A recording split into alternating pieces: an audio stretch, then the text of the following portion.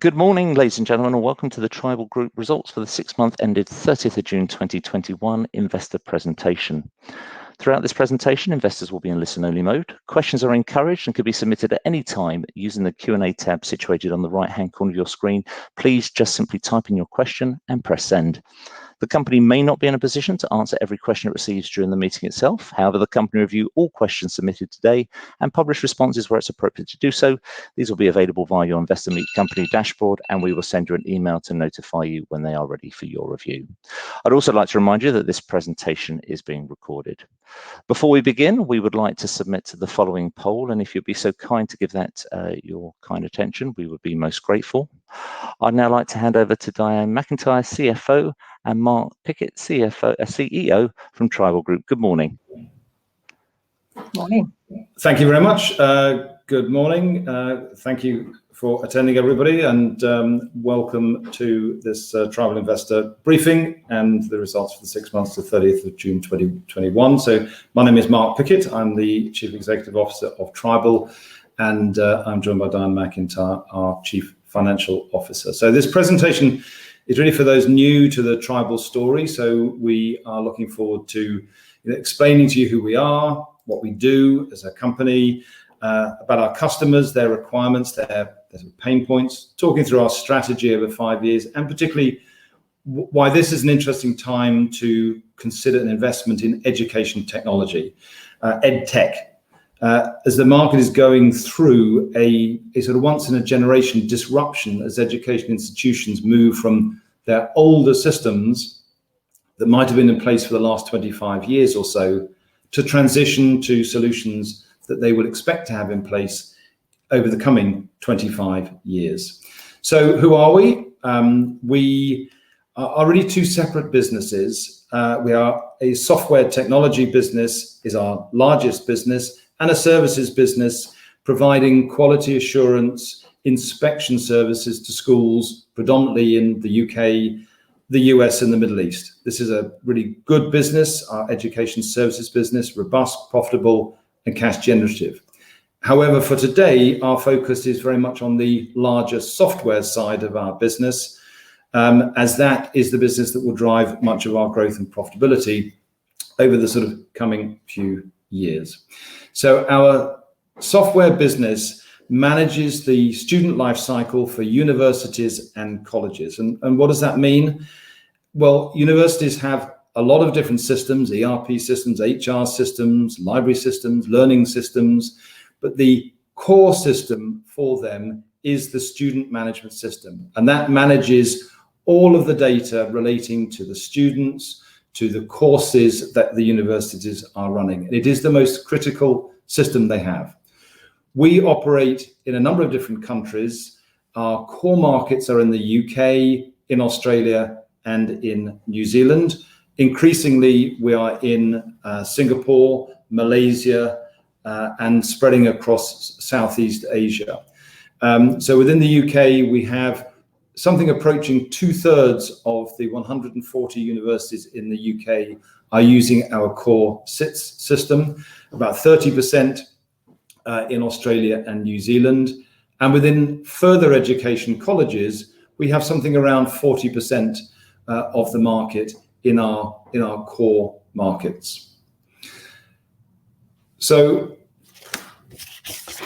if I just move on to our overall vision and goals. So our vision is to empower the world of education, to provide solutions to support our educational institutions.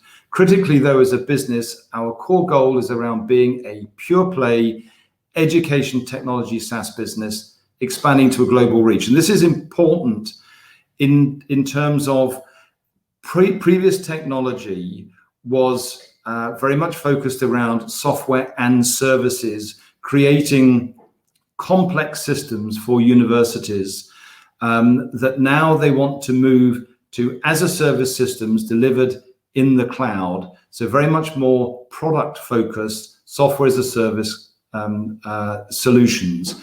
From a global reach, previously with the very large systems that have previously existed, it has been a challenge to move into a global as a global organization.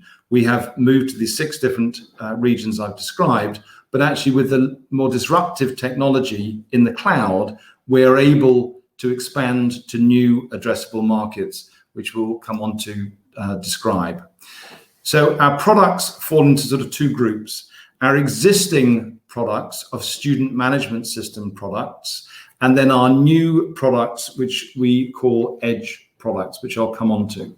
So the existing product sets are student management systems within the different sectors of the market. So SITS Vision is the name of our product, which has the nearly 2/3 market share in the UK, Australia, New Zealand, and is our core product for higher education. EBS is also a student management system, so it does very much what SITS does, but it's focused specifically on the further education and vocational education market. MATAS is a product specifically for apprenticeships and more recently for degree apprenticeships and traineeships. Callista is also a student management system, specifically in Australia. It's a business we acquired a number of years ago from a group of Australian universities who developed the product themselves. We no longer sell it, but it is the student management system that continues to run those universities. And then we have a smaller schools business called School Edge, specifically for about 1,200 schools in Australia. These are products that we continue to sell, and in terms of SITS and EBS particularly, are still market leaders within their market. And for customers coming out for a complete student management system, these still are the best on the market, and we continue to sell them. Customers also are looking to take their existing implementations of existing SITS or EBS product and move that into the public cloud so that it is managed by the vendor, by Tribal, rather than themselves. And Tribal Cloud is our offering to these customers, and increasingly we are seeing revenue opportunities in moving those customers into the Tribal Cloud, and we'll refer to it later. So when we talk about Tribal Cloud, we mean the existing technologies and existing solutions moved into the public cloud, managed as a service for those customers. Our second group of products is called Tribal Edge, and Tribal Edge is the name we use for the portfolio of products that are next generation native cloud products. So they're designed to take advantage of cloud technologies that scale, but also can be that can leverage the technologies that exist in the cloud, like artificial intelligence, like the security opportunities that exist within those in the cloud providers that we're developing as core native cloud systems. We're also developing them as multi-tenanted solutions in the cloud, and that will then help drive our increased margins, and Diane will come to talk about that. We are building out a complete portfolio of products. At the moment, we have released to the market these 5 products in blue, and we've recently acquired a company called Semestry. So these products differ from the student management systems insofar as they provide best of breed solutions to a part of the solution that previously would have been covered by the student management system. So we have a student recruitment and marketing solution, which is addressing the desire by universities to market to prospective students. They would then apply to a university, and we have an admissions product, which we have now recently released to the market, and we have 2 customers who have signed up to our admissions product. We have a student support, a well-being product. This helps universities manage mental health challenges for students. A submissions product, which is about regulatory returns for universities, and a mobile application, Engage. So these are all our future next generation products, native cloud.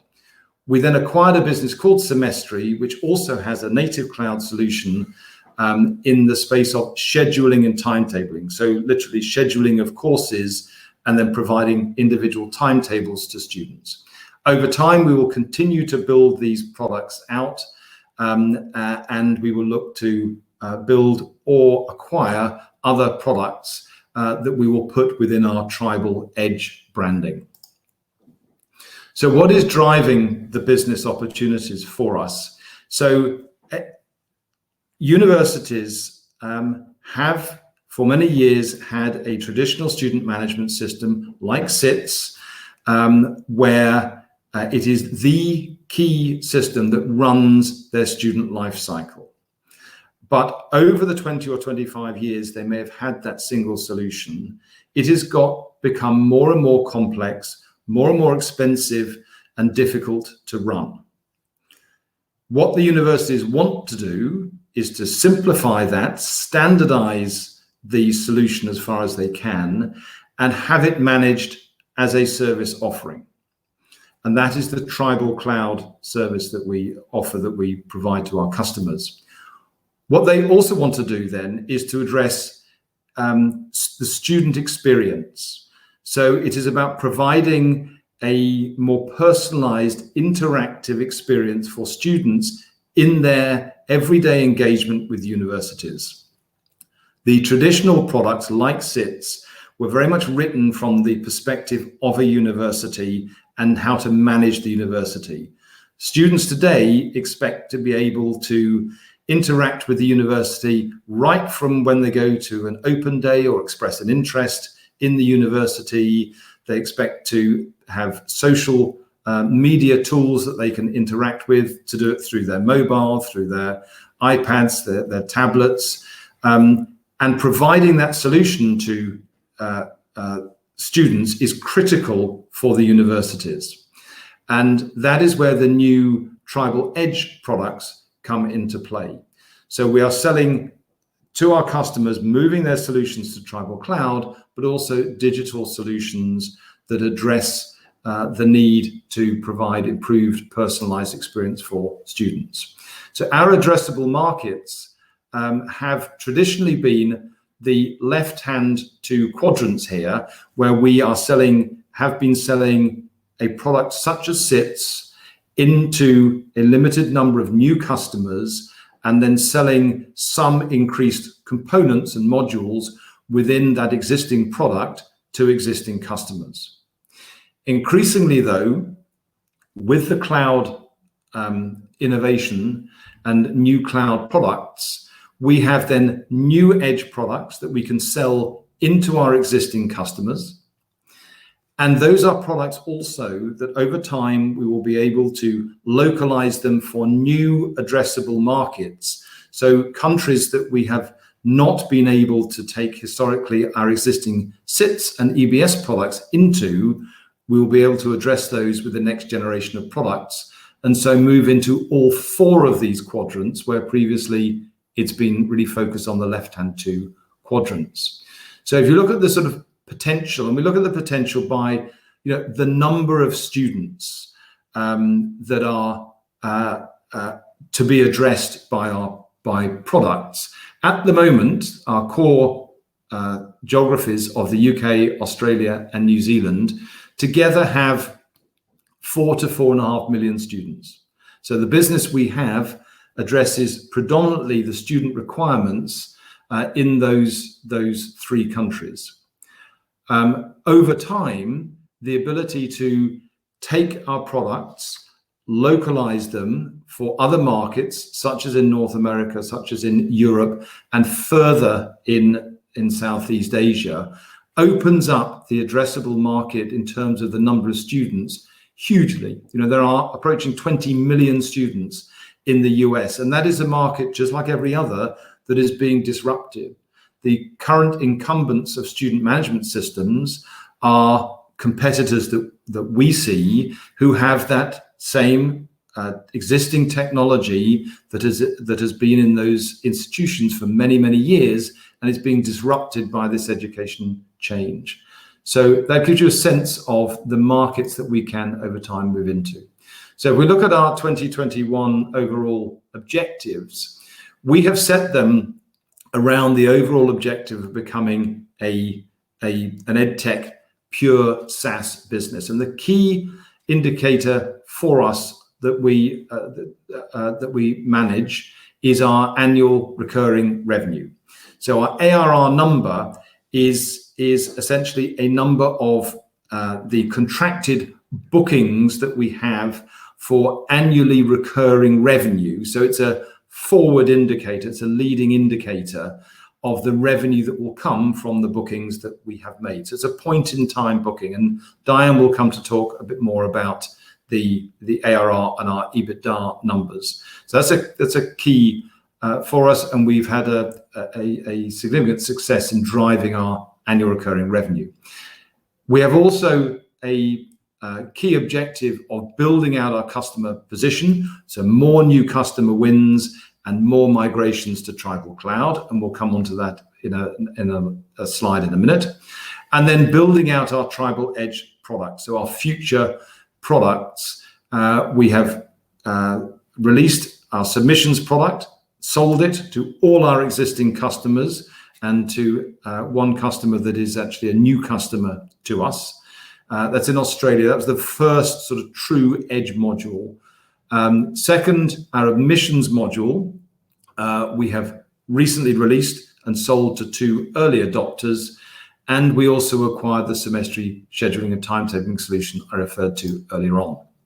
So if we look at the deals that we have closed in this half year, they're grouped within our Tribal Edge products, and then our existing technologies, EBS and MATAS and SITS Vision, and then into our moves into Tribal Cloud.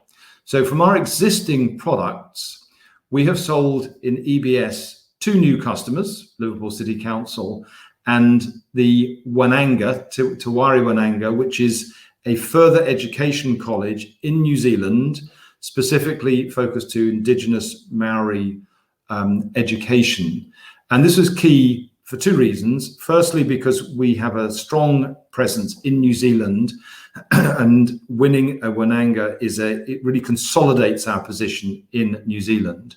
But also the icon is in the Tribal Edge section as well, because around that existing EBS sale that we made, we also sold new products, our Recruit, our Wellbeing product, which are Tribal Edge products. We also successfully sold Tribal Edge products to existing customers in Middlesex, in Brunel and St Andrews, Wellbeing products, the recruitment product. University of the Creative Arts in Aberystwyth, we sold our new admissions products to, and we won a new university with our semestry scheduling product in the University of Leiden. And this is important not only for the progression of semestry, and we see a significant number of opportunities to further grow our timetabling solution. But Leiden is a university in the Netherlands that we've not had dealings with before. So being able to build out simply the number of customers that we have allows us to have those conversations to cross-sell our other Edge products into at the appropriate time. But as I said, the existing products like SITS and EBS are still the best in the market, right? So whilst the transition is underway to new native cloud products, and that's a significant opportunity for us, we still sell to new customers looking for a complete student management system solution. And in this half year, we sold 2 new customers, University of West London and Southampton Solent, who have acquired the full SITS solution. We also have recently signed our 3rd deal to take a large existing on-premise SITS customer and migrate their solution out into the Tribal Cloud. And this was the University of Warwick. Before I pass on to Dan for the sort of financial numbers, I did want to make a reference to our environmental social governance credentials. This is a very important matter for the board. So we have then established an individual board committee chaired by one of our non-executive directors to make sure we have proper advocacy and focus on our ESG. And within each of those 3 headings, we have 2 specific initiatives we're working on. And you can see some comments there. A couple we're particularly focused on is the way we have moved during the COVID period to working remotely across all of our business. It's been very successful, and we will continue doing that. And that clearly plays into our environmental credentials, as well as of course, of giving us a cost benefit there. We also are very focused on diversity and inclusion, and have set out a number of ways in which we are going to drive greater diversity, greater inclusion within, particularly around our hiring, and we've set out a specific recruitment charter. So with that, I'm going to pass to Diane, and she'll take you through our finance numbers. Cool, thank you very much, Mark. So today I'm just going to talk through the first half results and bring out some of the key themes and look at the key performance indicators for our business. So on the first slide, you can just to put these numbers into context, I'll be showing them in a constant currency basis, and that's because 40% of our revenues are outside the UK. So this means that any forex fluctuations can distort the underlying trading performance of our business. So these are shown on a constant currency basis. And where you see terminology such as adjusted EBITDA, that refers to the fact we've excluded any material one-offs and things such as acquisition costs and share-based payments. So again, we're trying to show here the underlying trading performance of the business. So if I start from the left-hand side and look at the revenue numbers, you can see we're up 1%. So we've gone from 39 to 39.3 million. In here, there are hides 2 fundamental performance with the 2 sides of the business. So on the SIS side, we've increased by 4%. And on the ES side, we've declined by 11%. When you look at the SIS side, we increased by 4% due to the great number of new sales we've had in the business. It's definitively our core strategy. So that's exactly as we might expect. On the ES side of the business, we've gone down by 11%, and this is due to COVID. So in the UAE region, various numbers of schools have been closed, and where we have a material contract out there for ADEC, as the schools have been shut, we haven't managed to do the school inspections.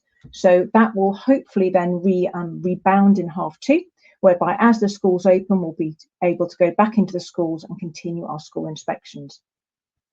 However, on the ES side, it's worth mentioning that in half 1, we have had a few really good deals as well. So we've been doing new deals with the Bahrain and the Cayman Islands, and that has helped bolster our revenue in half 1.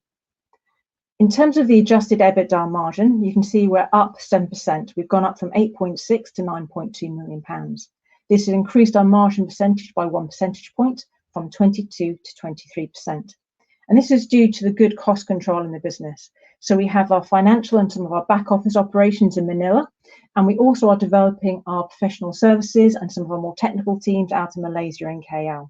So with that and some forex benefits as well, we've increased our margins by that 7%. On the right-hand side, you can see we're very proud of the fact this is actually our 5th consecutive year of margin improvement. So we increased from 19% all the way up to 23%. So it's a good improvement over time. On the next slide, you should be able to see some additional performance indicators. On here, you can see our statutory profit after tax has gone up by 17%. That reflects the good underlying performance of the business. Our annual recurring revenue that Mark was talking about earlier has gone up by 5%, and the 5% is in the 6 months. So that's from December 20 until the end of June. So that's 5% over the 6-month period, and I have a slide coming up which explains that in a bit more detail. The committed income, which is basically the annual recurring revenue, but it takes it on a total contract basis, that's up 1%.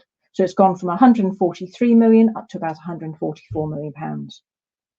Our net cash has decreased, and this is purely due to the investment we've made in some of our acquisitions.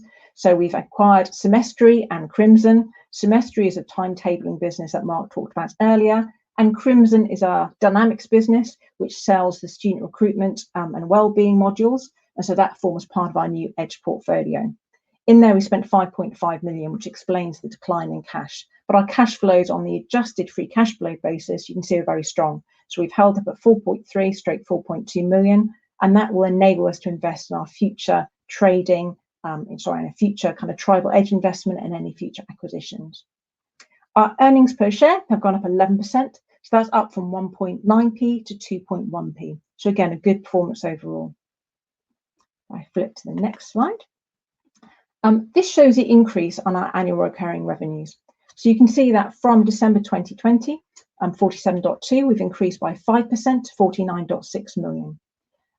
Since then, though, we've also won a couple of major contracts. So with UWL, University of Warwick, and Leiden University, that's added an extra 1 million to our ARR.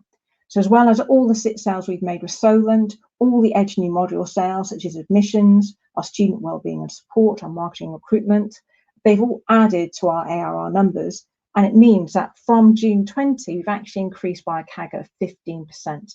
Now that's in line with our strategic objective, where we said in 5 years' time, we're going to be doubling ARR, and that equates to a 15% CAGR per year. Of that 15% CAGR, 2 percentage points will relate to Semestry. So Semestry has added 2 percentage points, and the remainder is organic growth in ARR. So the next slide breaks out our segment results. So in here you can see the two sides of our business. So SIS is our core software business, and then ES is the education services business, which, as Mark talked about earlier, has things such as school inspections, surveys and benchmarking. The SIS, as I talked about before, has gone up by 4%, and the profit has stayed stable at £12 million. The margin percentage, though, has gone down by 2 percentage points, but this is purely due to one-off benefit we had last year. So last year, as COVID hit the business, we reverted to a 4-day working week, and that means that for May, June and July, we had a one-off benefit to our overheads. This equates to about a 2 percentage point reduction.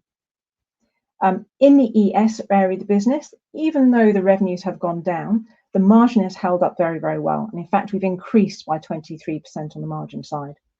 This is due to the fact that we have had some high margin contracts in the first half of the year, and also reflects the fact that as a business, we have a very variable cost base for ES.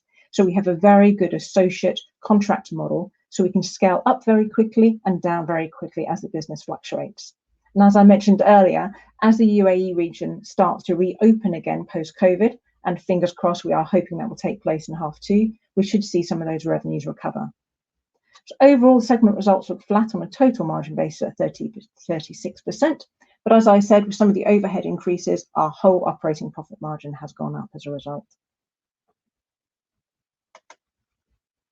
So this slide here just breaks out some of the student information systems, that software slide, and breaks out into a bit more detail for you. So of the £31 million worth of revenue, you can see it split out into the various sections. So cloud services, for example, at the bottom is £3.8 million. Now this is our core revenue stream for the future. This is where all our SITS customers base and our EBS customers base are moving themselves onto the cloud, which enables us to take over their back office operations and kind of take all that responsibility away from them. That has, as you imagine, has increased by 24% and will be a key growth driver for the future. The license and development fees at the top is also a key growth area for us. That's gone up by 23%. And this is a result of all the key wins we had in the prior years. So you can see in here submissions, marketing and recruitment, student support and wellbeing, all those are starting to lead into that revenue number. And then the two middle sections, the support and maintenance fees, that has held flat. So it will have grown by things such as inflation, or have grown from the number of university students going up as well. And then that's slightly offset by the reduction in some of our long-term contracts, such as TAFE in New South Wales and Australia. So together they offset each other and it's flat year on year. The implementation services are broadly flat as well. There's some very slight delay of some contracts into H2, but broadly they're flat. So overall, it's a good performance from the business. It's increased 4% in the first half of the year. So moving on to cash flow. On the cash flow, you can see the adjusted free cash flow on the left-hand side. It's worthwhile pointing out that this one, cash flow for Tribal is incredibly seasonal. So in the H1 of the year, our cash flow is lower. And then in H2, the cash flow will have material upside. And that's because of the timing of our contracts. So we receive cash flow in advance from our customers, yearly in advance. And a lot of that revenue, a lot of that cash flow comes in H2. So our cash flow does recover in the H2 season. So from the adjusted free cash flow of 4.2 million, we then have spent that money on investments primarily. So you can see the Tribal Edge investment in now, 4.5 million. We've committed ourselves to spend £10 million every single year until 2024, developing out this new Tribal Edge product set. This is the core of our future, as Mark was talking about earlier. It will enable our revenues to grow, and our ambition is to double ARR in 5 years' time. And this Tribal Edge investment will enable us to do that. We're also investing in some core M&A activity. Not going completely off-piste and quite well on this. This will be very targeted M&A activity. So, for example, in here, we spent £4.5 million in here on Semestry, which was a timetabling solution that we're now selling very successfully. And the third consideration there refers to 1.3 million for Dynamics. And again, that's our student wellbeing, our marketing and recruitment modules, which again are selling very, very well. In the second half of the year, the Dynamics business has been fully paid off for, and the Semestry just has one further payment of about £1.5 million. So for the end of this year, then that will be done and dusted, and they'll all be paid out. The loan drawdown we have in here of 2.5 million, and obviously it comes back out again when we talk about net closing cash at 4.3 million. But I'm pleased to say the loan has already been fully repaid. In fact, it was repaid yesterday. So we are now completely debt-free as a company. The cash conversion percentage up there, 66%. That's equivalent to last year, which is 68%. And as I said, it's quite a seasonal business. So when you look at the full year numbers, you'll see a much, much higher cash conversion percentage, the same as last year. So I move on to product development. Product development has showing our increase in Tribal Edge investment. The 6.8 million you can see in there for half one is 4.5 million of capitalization spend, which is against the Edge. And then we also spend £2 million worth in our P&L, which is expensed. And this is to run our underlying core operations. So this is our SITS modules, our EBS modules, MATAS, etc. We've driven those down to be a very efficient model. We're running at £2 million for the first half of the year. And this maintains all those great revenue streams we have from those product sets. But the 4.5 million is investing in the future. And as I said, we're planning to run about £10 million every single year. So in summary, we see our core growth coming from the cloud movements. So as all the SITS customers move across into the cloud, that will dramatically increase our revenue streams. And then the Edge numbers as well will start to increase. And this will enable us to double our ARR. So the ARR numbers are looking very, very good. Our SIS revenues are looking very good, increasing 4%. Our ES margins are very, very stable. In fact, they've gone up. And then all that money on that strong cash flows we're using it to redevelop the business and invest in Tribal Edge. So that will set us up very well for the future. We go on to the next slide, and I shall hand back to Mark. Mark, over to you. Thank you very much, Diane. So to round off this presentation, I would firstly say some of you may have seen we did a Capital Markets Day presentation, which if you haven't seen it, I would encourage you to perhaps have a look at it. The link is on our website, and in there we did talk in more detail about our 5-year objectives. Diane touched on the key objective of doubling our annual recurring revenue, which at the end of December 2020 stood at £47.5 million, doubling that over the 5-year period. What we see at the moment is increasing confidence about 2021 and the successful outcome to this year, but also increasing confidence in terms of the customers starting to really move into the cloud. We have a good pipeline of opportunities within Tribal Cloud, but also within our new Edge products. And we see that growing through 2022, 2023.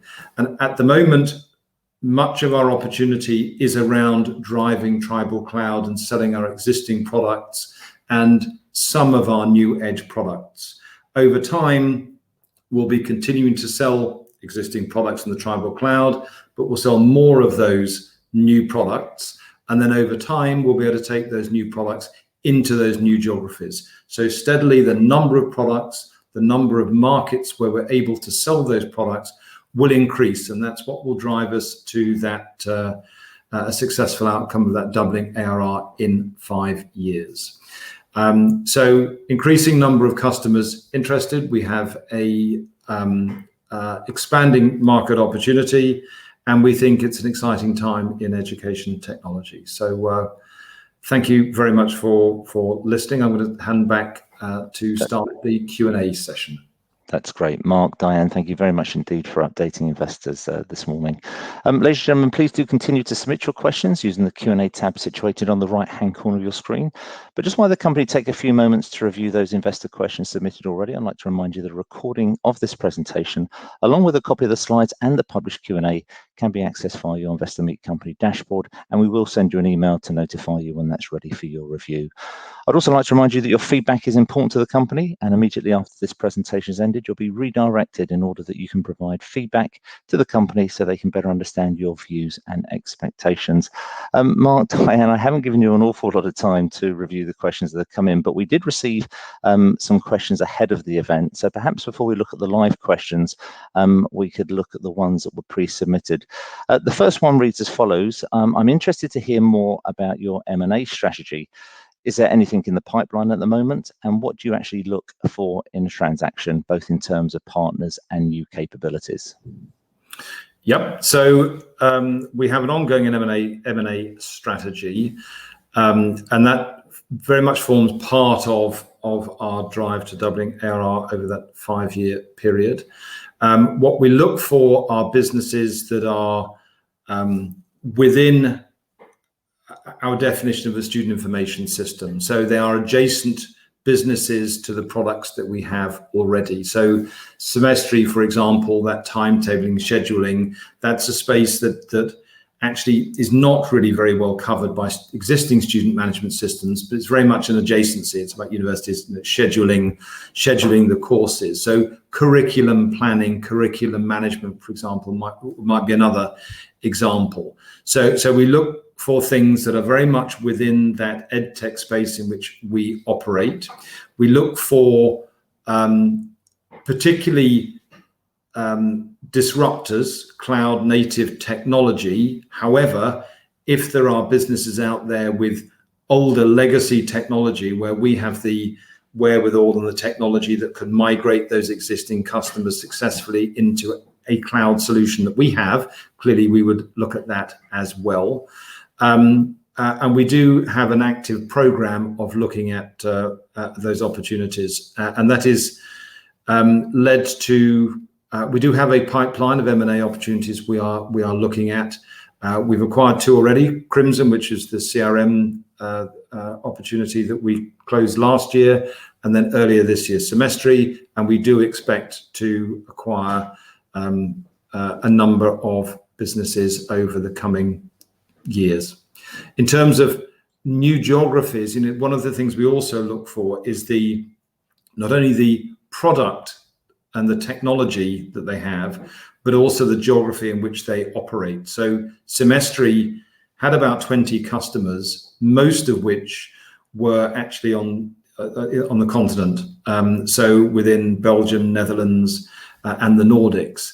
And acquiring those as new customers has been really important, because when those customers are looking for recruitment and marketing, admissions, when they're looking for student wellbeing solutions, they know Tribal, and we will be at the table talking to them about those solutions. So that cross-sell opportunity is also part of what we look for in acquisition. Thank you very much indeed, Mark. Next question really around competition and reads as follows. Are there any new competitors on your radar, and who do you see as your biggest threat? I'll take that one as well, if I may, Dan. So historically, traditionally, the competition has been student management system providers. Our biggest competitor is a company called Ellucian, and they have a large share of the US market. And they're within the UK and within Australia, and they have a student management system solution. So very much on new SITS opportunities, we will be often head-to-head with Ellucian and maybe 1 or 2 others. Increasingly, though, as we move into the new edge products, the competition is going to be from best-of-breed niche providers of timetabling like Semestry, of curriculum management. And there are a lot in the market. They also are going through their own disruption. But as we start building out our best of breed products, they will be our competitors. Where we feel confident that it's an opportunity more than a threat for us is that if you own the student data, you own the academic model and the courses that we do in SITS, building out, for example, a curriculum management system, you are going to have a more efficient, more deeply integrated and embedded system if you're the core provider than if you're an independent coming in and trying to sell. But that competition is beginning to change, and we are very alive to that. Thank you very much indeed, Mark. I think you touched on the acquisition of Semestry, but the next question reads, how has that acquisition progressed? So shall I just say on the numbers side? So Semestry's progressed very well. So as we talked about, there are a number of new sales in Semestry, such as University of Leiden. The revenues are going well. We're investing in the business for the future. So we're looking at the best ways that we can invest in the new sales teams and kind of back up the operation, because we've got some really great potential in there. So by investing in its future is something that we can really help accelerate the growth. I can also say as a profitable business, that's really great. So we're going to take it from a small business and just grow it out over time. But also, I think the Semestry acquisition allows us to go into different geographies, I think, as Mark mentioned before. So it opens up the opportunities for more sales in more countries. So I think it's a great investment for the future. Yeah, and we have a significant number of ongoing opportunities with Semestry, and more within the UK, as well as in its markets that I touched on earlier on. And of course, we're looking to take it into our other markets as well, particularly into Australia, New Zealand, where we have a number of ongoing opportunities as well. Thank you very much indeed, Mark. The final pre-submitted question ahead of looking at these that have come in during the meeting itself is around Brexit. How has Brexit impacted the business and all your customers? I'd say Brexit as a business for us hasn't had actually a major impact. As you can see from where we're positioned, we have big operations in Australia. ES is also in the US regions and then kind of Southeast Asia. So actually, from a business perspective, Brexit hasn't had a huge impact. I think for our customers, it's a slightly different story, because obviously universities have flows of foreign students. But obviously, being a good worldwide operation, we can actually see the benefits in different areas. So, for example, in the UK, we've actually had more foreign students coming in. That's probably more of a result of COVID than it is Brexit. I think COVID's had a bigger impact on our business than Brexit has. Mark, is there anything you want to add for that on Brexit? No, thank you. Well, look, thank you very much indeed, Diane and Mark, for addressing those pre-submitted questions. If I could ask you guys, please, if it's possible, just to open up that Q&A tab that's on the right-hand corner of your screen. Investors have taken the time to submit questions, so thank you to those investors that have submitted questions this morning. Perhaps I could hand back to you, Mark and Diane, if I could ask you to read out the question and, where appropriate, give a response, and then I'll pick up from you at the end, where we'll redirect investors to provide you with their thoughts and expectations. Okay, great. Thank you. So let me take this, the first one. So the first one says, who typically do you sell into at universities? How long is the typical sales cycle? What is the length of a normal contract? And I assume once used by a university, it's fairly sticky. What are the lengths of relationships with your clients? Who we typically sell to would be the sort of two sides of the house, in a sense. There's the technology side, so the CIO will be very focused on our products, and then the business side of it. So generally the registrar. So the registrar will generally own the student side, and we would sell to both of those. The length of a sales cycle, it depends. So SITs and existing products are very much sold by long tender processes that could often be 6 or 9 months of tender and negotiation. Now, with the latest generation of products, there often is a tender process, but it can be shorter. But with Tribal Cloud, it's generally not a tender process. It's a negotiation with the university. So Tribal Cloud, moving an existing on-premise into the cloud, is a cycle really of probably 9 months or so. And then beyond that, it will take maybe 6 months or more for the system to be fully migrated into the cloud and up and running. So from the point where the university expresses an interest, it could actually be 15 or 18 months before the whole thing is done, they're signed, and we've migrated the system, and we're seeing that annual recurring revenue being delivered by it being in the cloud. Sticky, absolutely. So Tribal's products are really the stickiest products that I think you'll find. So I talked about the SITS product being right at the beginning, often customers having been with us 20, 25 years. You know, they will have bought SITS maybe the millennium, and they have people who've worked with them and know as much about the SITS system as we do, who've spent their career working on SITS. So SITS is so deeply embedded. If you were to take out your SITS system and replace it by a competitor, it could take you from beginning to end 5 years to actually go through the process of evaluating, tendering, and replacing. It's just not something now that the universities want to do. The migration to the cloud means that they will piece by piece migrate to the next generation, and that's where the Tribal Edge ecosystem of these integrated products comes in. So very, very sticky. Moving, for example, into the Tribal Cloud, one of the significant things about Warwick or Sydney or King's College London being now in the Tribal Cloud is they've taken their existing on-premise system, they've put it in the cloud through Tribal Cloud, redeployed those people. So they don't have any people who are managing SITS anymore. It's all being done by us. So once that's there, to reverse it would be extremely challenging, right? It's very much, once it's out there, that will be very sticky for many, many years to come. So length of relationships with customers are decades, simply put. Dan, do you want to add anything? No, I was going to pick up another question, actually. Okay, what was the bigger question? There's a really good question around, do you see revenue from educational services normalising as we come out of COVID? Yes, absolutely. I think as the UAE starts reopening back up, and we can just go straight back in there with school inspections, we have a really good pipeline for ES as well. So I'm quite positive about those normalising as we go forward. Also, the second part of the question was around, do you see your margins improving further? And absolutely. So our 5-year aim for Tribal is to grow up until the kind of low 30s in terms of operating profit margin. And the way we're going to do that is by moving the customers from the kind of S&M support and maintenance type model, then adding the revenues to give us the cloud modules, which we've talked about before.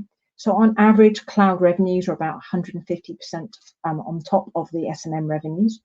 And then for the edge products, it then increases our margin further. So in the cloud, it works at the moment as a single tenanted solution. And as you move to edge, it goes to a multi-tenanted solution. So we get improvements in our cost base as we go from one to the other. And then as well, then as that revenue and the cost margin improvements, then you start adding the extra modules. So then you get even more and more and more revenue coming from those customers. So we're going to increase the share of wallet to the customers as well. So I think between the increasing margin numbers and the operating cost benefits of moving to this multi-tenancy solution, it will be able to increase our margins from the 20% odd that we're on at the moment up to early 30s in 5 years' time. So we definitely see our margins improving further as we go through. Great, thank you. So let me take another one. So how does the education services side of the business fit with the goal to be a pure tech SaaS player? Is it a SaaS solution? Will it be divested? So education services, as I said right at the beginning, is very good, profitable, as you've seen, robust business that has produced good margin percents through COVID, and we expect it to bounce back, as Diane has talked about. It is not a SaaS solution, so fitting in with it doesn't ultimately fit in with that strategy of being a pure tech SaaS player. However, it is a good cash generative business. What decision may or may not be made in the future, it at the moment is a core part of what it is we're doing as a business, and we look we are looking at opportunities of how we develop that business, further also into other geographies and opportunities that we may have to cross-sell some of that business. Okay, I'll pick up the next one then. So it said about cash conversion. Yes, it will be similar to last year because, as I said, the seasonality of the business is quite extreme in Tribal. So even though the cash conversion in the first half of the year is quite low, it then recovers in the second half of the year. So I would expect the cash conversion for the full year to be similar to last year's. Absolutely. And should I pick up the last one then, Mark? Yep, go ahead. So on the last one, it's talking about our edge. So it's trying to understand where we are today on our edge, and I presume it's kind of how it fits into our current revenue streams. So if you look, we had a slide up there which showed the revenue breakdown of our software business. At the moment, Edge is actually quite small. So you can see in there the license and subscription revenues is running 4 million for the first half of the year, and Edge is under half of that. So in terms of the future, Edge has a great growth potential because at the moment it's fairly small. But as you can see from our sales, we are really beginning to sell very hard into that area. So that will start flowing through the revenues in the future. As we said, ARR is a leading performance indicator, and those revenues will then drip feed into our revenues as we go through and they're actually developed and delivered, into the customers. So small at the moment, but I think it's got good growth for the future in there. Mark, Diane, thank you very much. I might just come in here now, just given the time and the fact that you've answered every question that's been submitted by investors. So thank you to those investors that have taken the time to submit questions in this morning. And obviously, thank you, Mark and Diane, for your responses. We are coming up to the hour, so perfect timing. Thank you very much indeed. Perhaps before I redirect investors to provide you feedback, which I know is important to you both, I can hand back to you, Mark, maybe just for a few closing comments before we redirect investors. Great. Yes, thank you very much. And to thank you all for attending. Hopefully we have explained what we see as a really good opportunity for Tribal over the longer term, about doubling our ARR. It's about taking our EBITDA margins to the low 30s. And we believe we have a strong story and there's a real strong opportunity out there in the marketplace for us to be successful over that 5-year period and beyond that. So thank you all for attending. Mark, Diane, thank you once again for updating investors this morning. Could I ask investors please not to close this session, as we'll now automatically redirect you for the opportunity to provide your feedback in order that the management team can better understand your views and expectations. This will only take a few moments to complete, but I'm sure will be greatly valued by the company. On behalf of the management team of Tribal Group, we'd like to thank you for attending today's presentation. That now concludes today's session, and good morning to you all.